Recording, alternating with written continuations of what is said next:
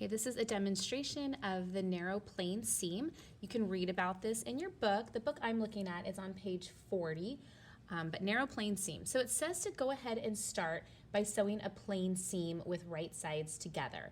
Then it wants us to remove the basting and press the seam closed. So I already thread traced my seams, I basted the seam together, and then I took to the machine and I machine stitched it together. So what I need to do now is actually remove all of my basting stitches.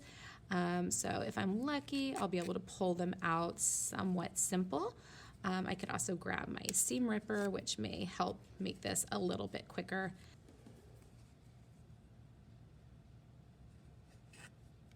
Okay, the next step of the Couture narrow plain seam is to actually baste my little seam allowances together, basting them closed about 1/8 inch from my seam line. Okay.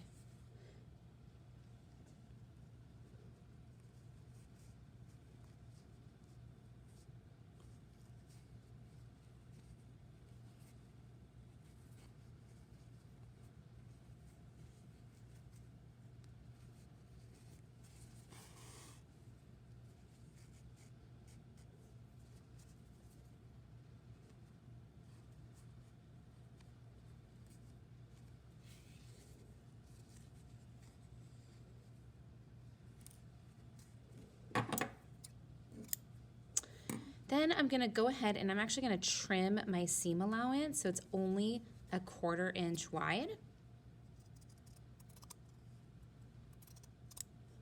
And then the book we're following says if you have fabric that's fraying really easily and unraveling, then it suggests doing a second row of basting as well to kind of help stabilize it.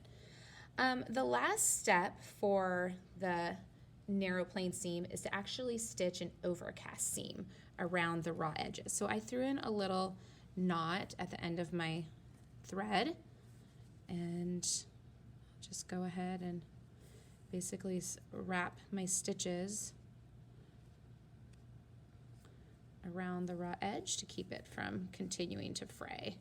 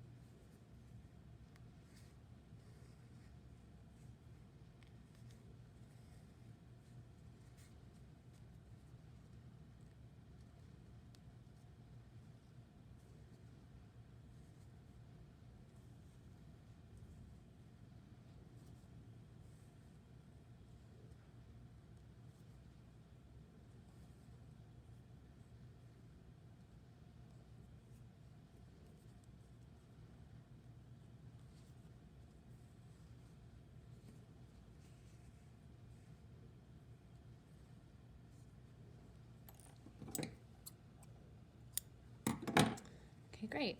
And to finish up, now I can actually remove the basting stitch. Okay, so just extra threads. Okay, and that really completes your narrow plain hem.